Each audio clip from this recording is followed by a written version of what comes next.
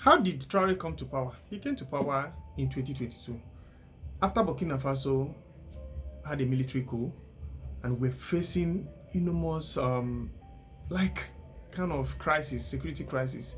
The jihadists were already rolling over the country and the frustration was enormous.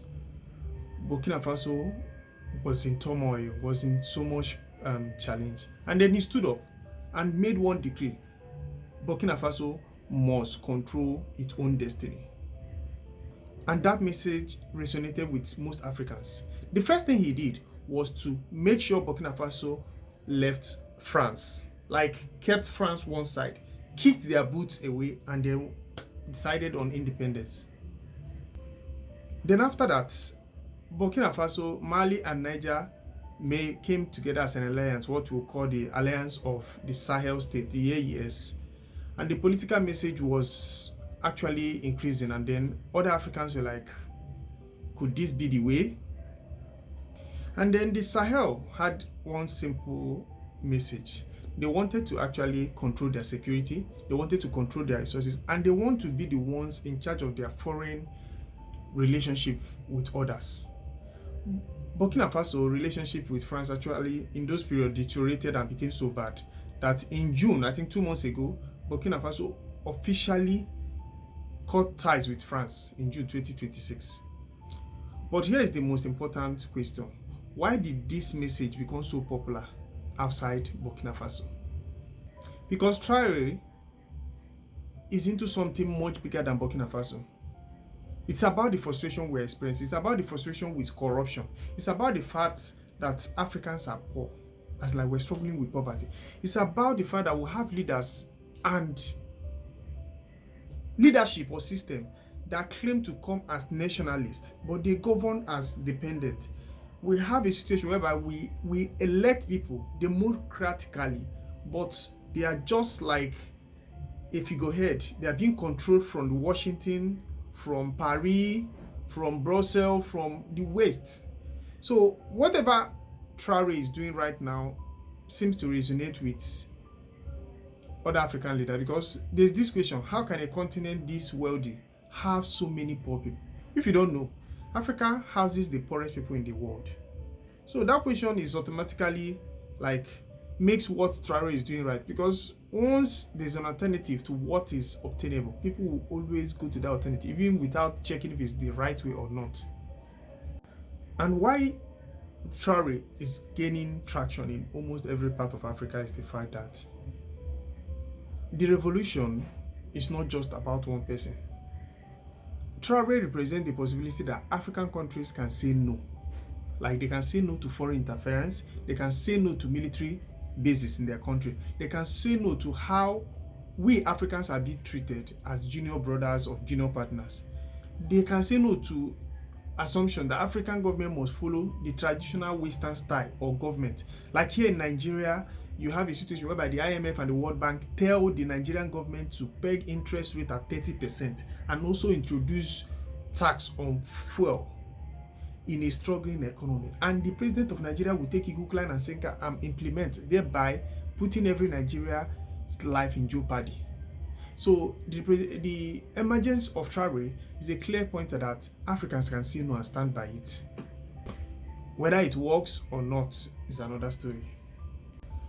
Now, we have to confront the other uncomfortable part of the story. A country can become more independent from foreign power without automatically becoming democratic and prosperous or even secure.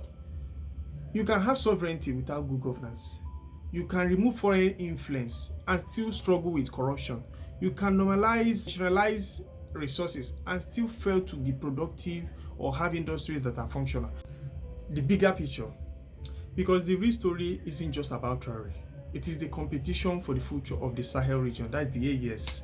France wants influence, the United States wants influence, Russia wants influence, China wants influence, Turkey wants influence, the Gulf states want influence. Even other African countries want something. They want the right to be able to choose. That is we Africans. And then this is a new geopolitical block or reality that we are facing here in Africa. And Africa isn't at this time going to be the chessboard where everybody will have to play. African government must have their own clout, their own interests, must have a say. So looking at what the emergence of Traoré is like, giving other small African countries like, oh, there's hope, oh, so we can even say no to this people and stand by it. And then the most interesting question I keep asking is, will African countries choose Russia or America? But that is actually not a true question or a normal question.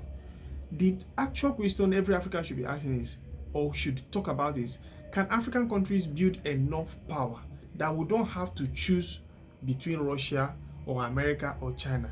As like that we have to decide to partner on the way it's going to favor us.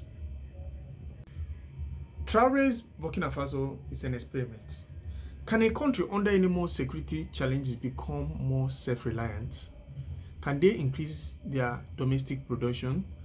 Can they have more of their natural resources produced by them, like improve their security, improve their economy? And most importantly, can political sovereignty eventually produce economic prosperity for the Burkina Faso? Because if it works, then history will be kind to them. But if it doesn't, every other African country that would ever want to take this decision would think twice. And here is the biggest lesson from the Traoré emergence or Traoré story. The popularity of Ibrahim Traoré tells us something about Africa.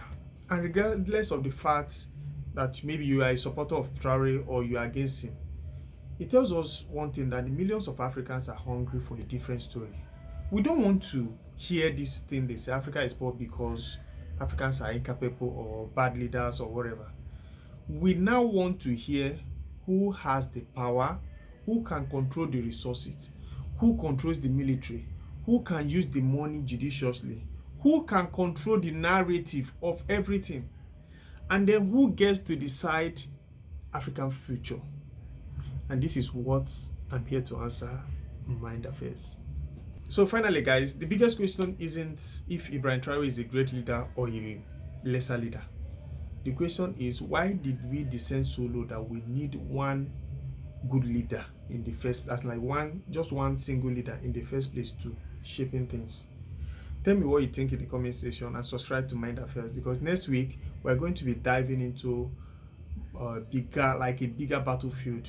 We're going to talk about Trump, we're going to talk about Putin, we're going to talk about America, we're going to talk about Russia and the fight or the scrabble for Africa. Stay tuned. Catch you